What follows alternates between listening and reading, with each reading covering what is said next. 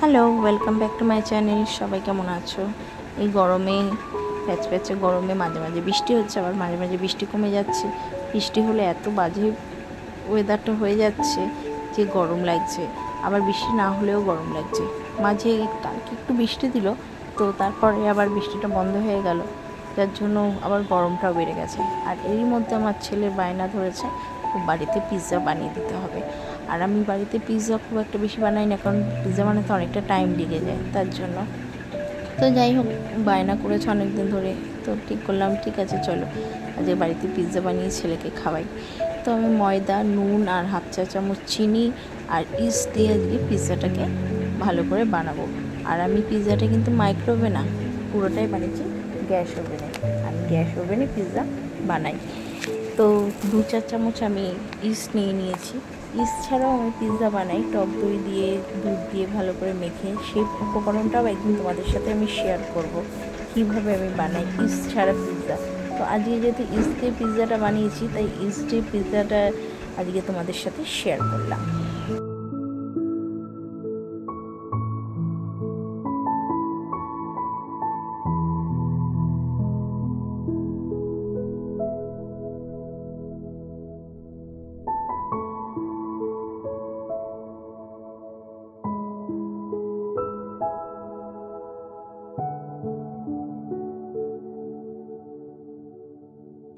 উপকরণগুলো দিয়ে ভালো করে মিশ্রণটিকে মিক্স করে নিতে হবে। তারপরে ঈষৎ উষ্ণ গরম জল দিয়ে ভালো করে মেখে নিতে হবে।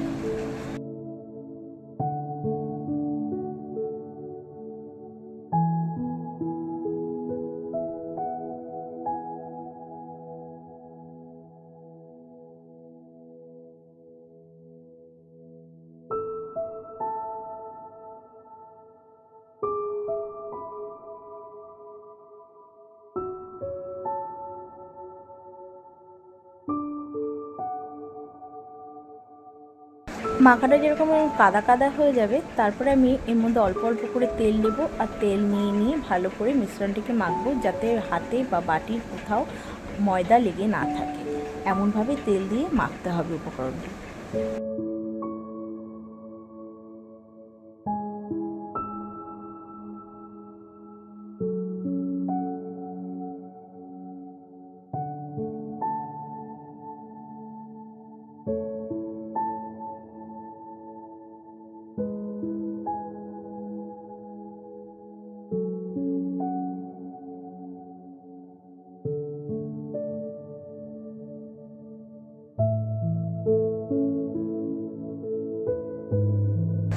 উপকরণটা পুরো ভালো মতন মাখা হয়ে গেছে আমার ময়দাটা, দেখতেই পাচ্ছ।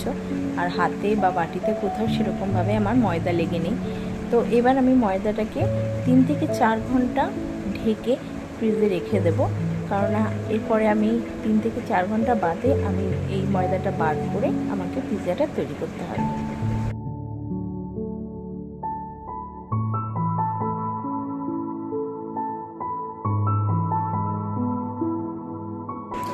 দেখতে পাচ্ছ 3 থেকে 4 ঘন্টা হয়ে গেছে, আমি ময়দাটা বাইরে বের করে নিয়েছি। আর কীরকমভাবে ফুলে উঠেছে, এবার আমি এটাতে আবার অল্প অল্প তেল দিয়ে দিয়ে ভালো করে মেখে নেব, কারণ এবার আমাকে রেডি করতে হবে পিৎজাটা।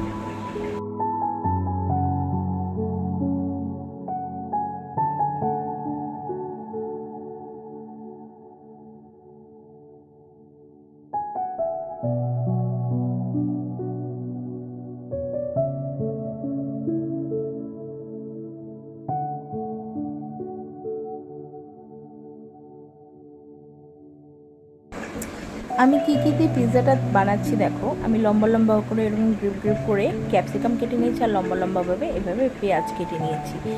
আর সাথে নিয়েছি আমি কর্ন, যেটাকে আমি ভালো করে ধুয়ে সেদ্ধ করে নিয়েছিলাম প্রেশার কুকারে, 4 থেকে 5টা সিটি দিয়েছি। আর চিকেনটাকে আমি নুন আর গোলমরিচের গুঁড়ো দিয়ে সাদা তেল দিয়ে ভালো করে ভেজে নিয়েছি। নাহলে চিকেনটা একটু ভালো করে না ভাজলে খেতে একটা ভালো লাগবে না, তার জন্য। আর আমার কাছে যেহেতু পিৎজা সস ছিল না, আমি টমেটো কিষান সস দিয়ে আমি পিৎজা সসটা বানিয়েছি। আর এই হচ্ছে চিজ। এই চিজটা আমি মোড় থেকে নিয়ে এসেছি। মোড়ে ছাড়া এখানে কোথাও পাওয়া যাচ্ছিল না। আমি অ্যাকচুয়ালি গ্রেপ করা চিজটা আনতে গেছিলাম, তো গ্রেপ প্যাকেট চিজটা আমি পাইনি, যার জন্য আমাকে এই চিজটা নিয়ে আসতে হয়েছে।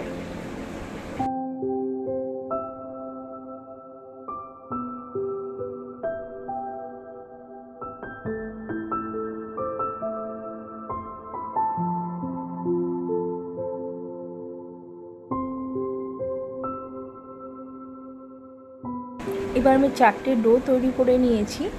এবার প্রত্যেকটা ডোতে আমি একটু একটু করে আটা দিয়ে দিয়ে আমি এটাকে বেলে নেব। আর দেখতেই পাচ্ছ সাইজটা কীরকম নিয়েছি ডোয়ের, এক একটা ডো।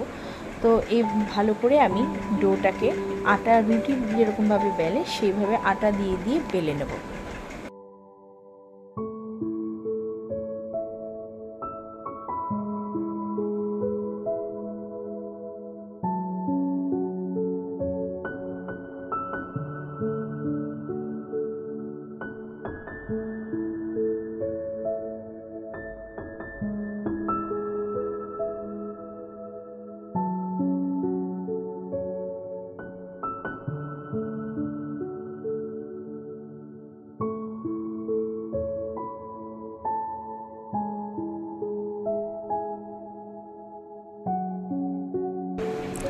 এবার আমার ময়দাটা আমার বেলা হয়ে গেছে। এবার আমি থালাটার মধ্যে আমি অল্প একটুখানি সাদা তেল দিয়ে নেব, যাতে এই যখন ময়দাটা এই আটা আমি যেটা বেলে রেখেছি সেই বেলাটা যাতে থালার মধ্যে লেগে না যায়, তার জন্য আমি থালার মধ্যে একটু তেল মাখিয়ে নিয়েছি।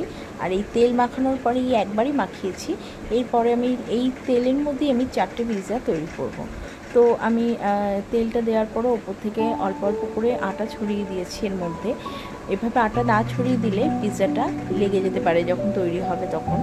তো আটা দিয়ে আমি এটাকে করে সাইড থেকে হালকা হালকা করে মুড়িয়ে মুড়িয়ে দিয়েছি। আর একটা কাঁটা চামচ দিয়ে আমি ভেতরটা পুরো গ্রেট করে দিয়েছি, যাতে ভেতরটা ভালো করে সেদ্ধ হয় তার জন্য।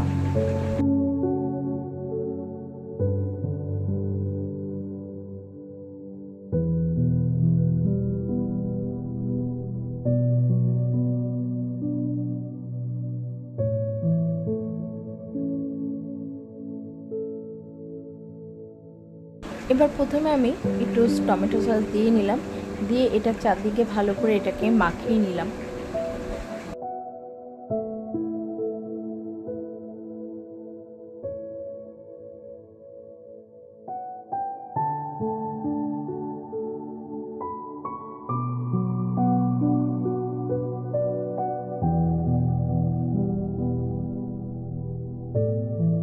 এরপরে আমি চিজটাকে এভাবে ঘষে ঘষে দিলাম।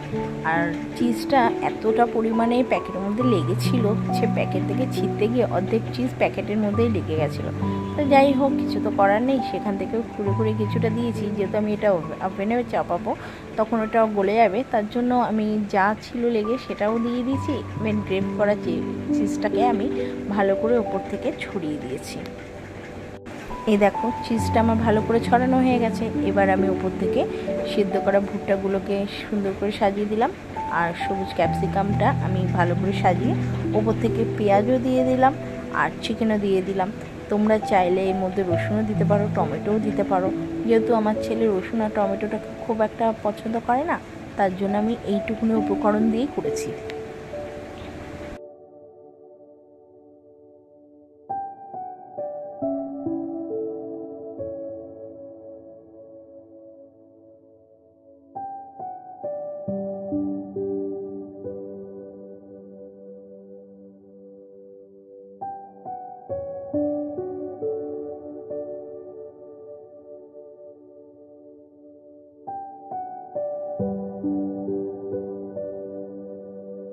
পুরো বিষয়টা সাজানো হয়ে যাওয়ার পরে আবার একটুখানি চিজ নিয়ে আমি ওপর থেকে ঘষে দিলাম। আর এবারে আমার দ্বিতীয় স্টেপ হচ্ছে, কড়াইয়ের মধ্যে একটু নুন নিয়ে নিয়েছি আর তার উপর নিচ থেকে আমি থালাটাকে চাপিয়ে দিয়ে ওপর থেকে থালাটা দিয়ে আমি 20 মিনিট পিৎজাটা তৈরি হতে রাখলাম। এই দেখো আমার পিৎজা রেডি হয়ে গেছে। 20 মিনিট বাদে আমি পিৎজাটা তুলে নিলাম। আর আমার ছেলে খাওয়ার জন্য তো পিৎজাটা লাফালাফি শুরু করে দিয়েছে। ওর তো খুবই ভালো লেগেছে। দেখতেই পাচ্ছ পিৎজাটা কত সুন্দর হয়েছে আর অনেকটা সফট হয়েছে আর খেতে সত্যি খুবই সুন্দর হয়েছে, খুবই লোভনীয়। এরকম যদি ঘরে বাচ্চাদের বানিয়ে দাও তাহলে বাচ্চাদের তো একদম দিনটা খুবই ভালো কাটবে। দেখো আমার ছেলে খাওয়ার পরে ওর রিয়াকশানটা একটু দেখো। গরম ছিল তবুও কোনো ব্যাপার না, দেখো ওর রিয়াকশানটা শুধু, ওর খুব ভালো লেগেছে। তো আমার শরীরটা খুব একটা ভালো লাগছে না, তার জন্য আর বেশি কথা আজকে তোমাদের সাথে বললাম না। ভাবছিলাম অনেক কথাই বলবো আজকে তোমাদের সাথে, অন্যদিন আবার কথা হবে তোমাদের সাথে। তোমাদের কেমন লাগলো আজকের ভিডিওটা আমাকে জানিও। চলো টাটা, আজকের মতন এখানেই শেষ করছি। Good night.